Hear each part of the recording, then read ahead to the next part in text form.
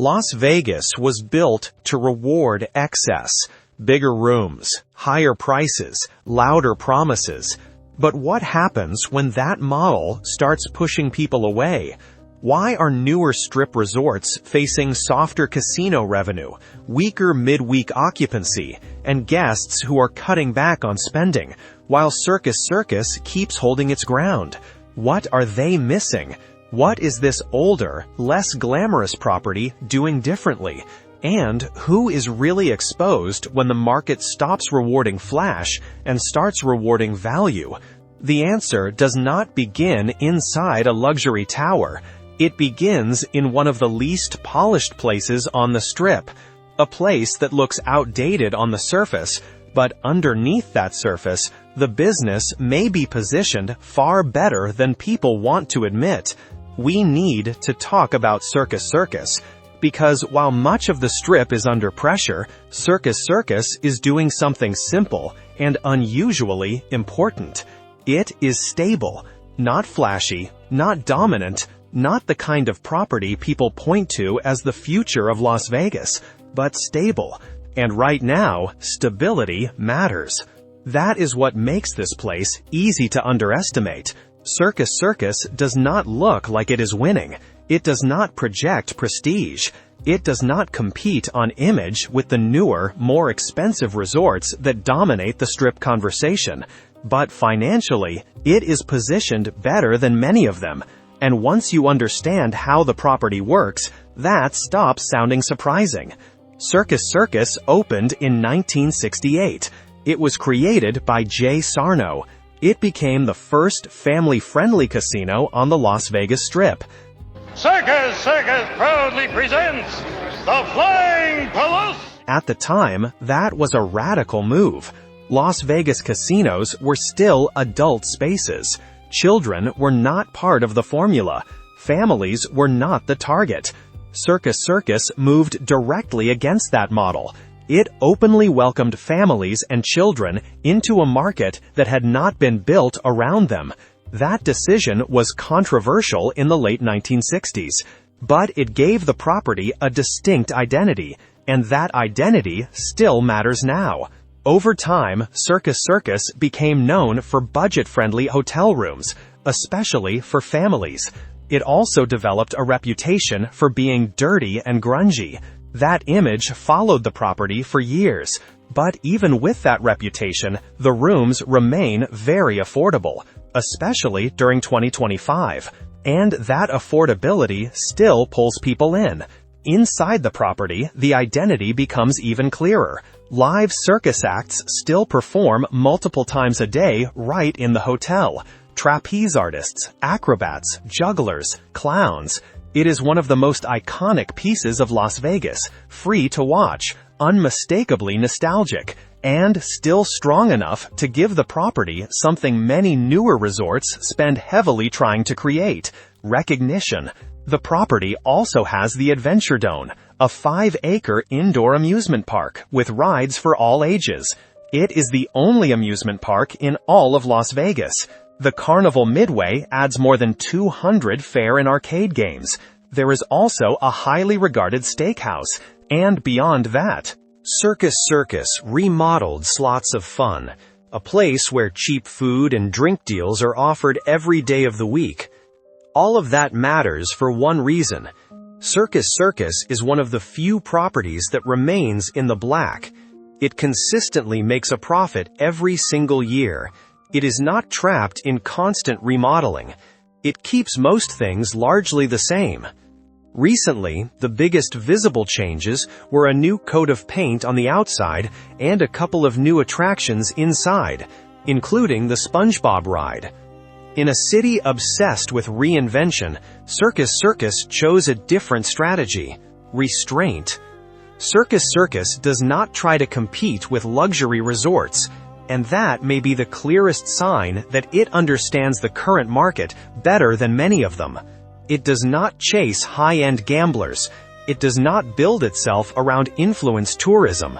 It does not depend on the idea that people will keep paying more simply because the building looks expensive. Its model is simpler than that. It runs on volume. value, and low operating costs. That difference matters more now because the Strip has become more fragile than it looks. Rooms priced to stay full year-round create steady traffic. Food priced so people actually buy it keeps spending inside the building. Gaming built around time on device instead of big wins creates a different kind of behavior. That is a very different approach from resorts that depend on $400 rooms, $25 drinks, and high-spending guests who now show up less often. When that luxury traffic softens, the weakness in the model becomes harder to hide. Circus Circus is protected from part of that pressure because it never built itself around that customer in the first place. Affordable rooms do more than fill occupancy. They create movement. Full rooms means steady foot traffic, and steady foot traffic supports every part of the property. More people inside the building means more spending across food, drinks, slots, games, and attractions.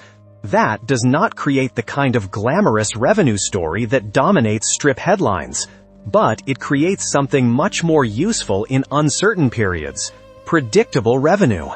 Circus Circus also performs well because it attracts a specific kind of player. Not the guest chasing status, not the visitor buying a luxury weekend. The property draws casual gamblers who stay longer and play smaller amounts over time. That pattern matters. Lower denomination slots help, older style games help, and the coin-operated slot machines at Slots of Fun help too. Players tend to stay longer when the game feels physical, direct, and familiar. Coins change the rhythm. They slow play slightly. They extend time on device. And they create a perception of value. That is good for the casino overall. Circus Circus is not trying to overwhelm people with spectacle. It is giving them a version of Las Vegas where spending still feels manageable. And right now, that may be a smarter strategy than trying to impress people who are no longer willing to spend the way they used to. There is another reason Circus Circus makes sense in this market, and it has nothing to do with trendiness. It has to do with loyalty, repeat behavior, and revenue that does not need to be dressed up to be effective. Circus Circus announced a new bingo hall opening in 2026. It will be the first true bingo hall on the Strip in more than a decade. That detail may sound minor to people who only see Las Vegas through luxury, nightlife, or large-scale spectacle. Financially, it is not minor at all. It is a classic casino game returning to the Strip after a long absence, and that tells you something important about where dependable value still exists. The bingo hall is planned for the promenade level in mid-February. It will offer 6 sessions of classic paper and dauber games a day. It will also offer affordable food options like hot dogs and nachos. Prices will range from $50 to $1,500, and the games will be paid in cash. It will be the first bingo room on the Strip since the Riviera closed in 2015. That is not just a nostalgic detail. It is a business signal. Circus Circus is not adding bingo because it wants to look old school. It is adding bingo because bingo players are loyal, predictable, and usually repeat visitors. That kind of customer matters. Repeat visitors do more than gamble. They eat, they drink, they come back regularly. From a financial standpoint, bingo floors are inexpensive to operate, and they are capable of generating consistent margins.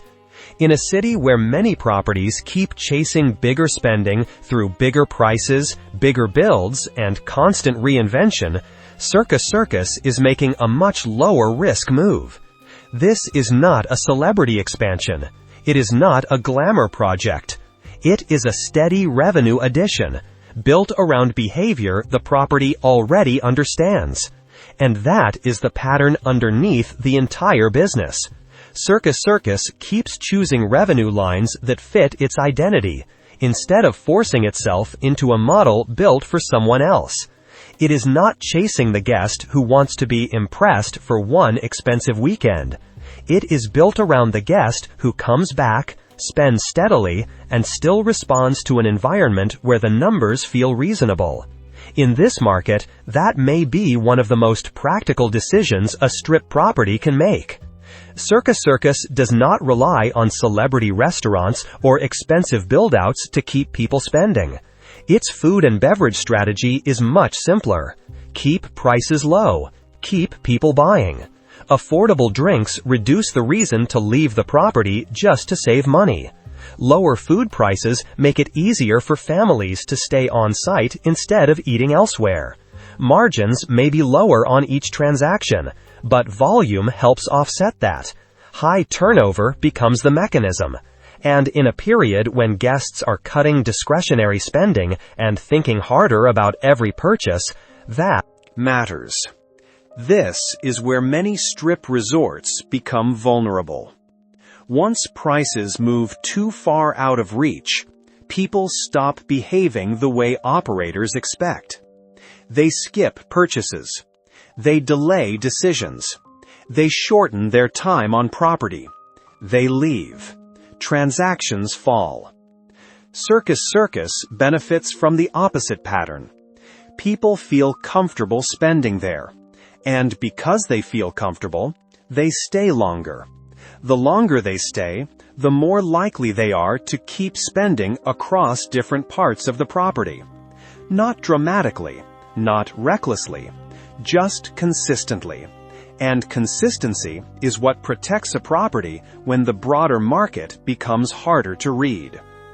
Another reason Circus Circus remains financially steady is that it is not dependent on one income source. The casino and hotel matter, but they are only part of the system. The property also has the Adventure Dome, the Midway and arcade games, the RV park, family attractions, budget retail, and food outlets. That spreads risk across multiple categories. Families do not spend like high rollers, but they often spend more consistently across the property. Rooms, games, rides, food, drinks, small purchases. That creates steadier cash flow, even when gaming revenue softens elsewhere. Most strip resorts do not have that kind of diversification built into the property in the same way. Circus Circus does. It is not relying on one premium customer segment to hold the entire model together.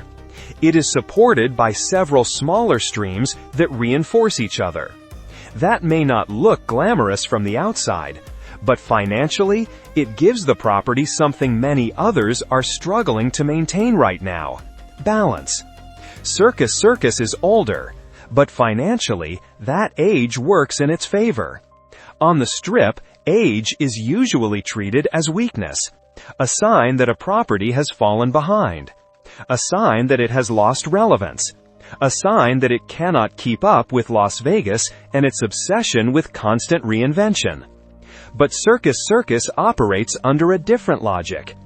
There is no massive reinvestment cycle here every few years, no endless room redesigns, no expensive brand partnerships, no pressure to chase the next visual trend just to stay visible. Maintenance costs are more predictable.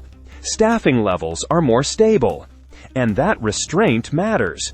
When other resorts are pushed into upgrades, rebrands, and renovations just to defend their position, Circus Circus stays in its own lane. It avoids the kind of capital pressure that can quietly weaken a business from underneath. That is one of the reasons it remains profitable, even without headline growth. It does not need to dominate the Strip conversation. It only needs to keep the model intact. That brings us to the part of the story that confuses many people: the sale. Circus Circus is not being sold because it is failing. It is being sold because the land underneath it is extremely valuable. The property sits on more than 100 acres on the North Strip, one of the largest parcels left in that area. That changes the conversation completely. The issue is not whether the business works.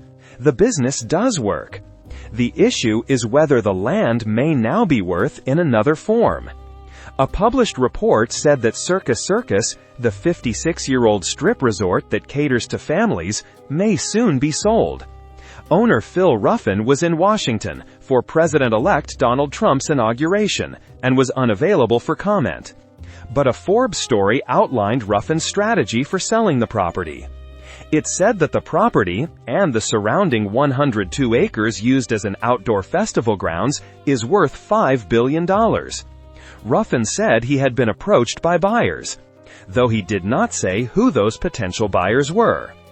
That is real tension now. Not collapse, not failure. Value. The question is whether a buyer sees more value in keeping Circus Circus largely as it is, or in tearing it down and redeveloping the site entirely. And once that question enters the picture, the future of the property becomes more complicated than its reputation suggests. There are a few realistic outcomes. One is that new ownership keeps Circus Circus operating largely the same, with only minor upgrades, because the model still works. Another is a phased redevelopment, where parts of the property are updated while the casino continues operating.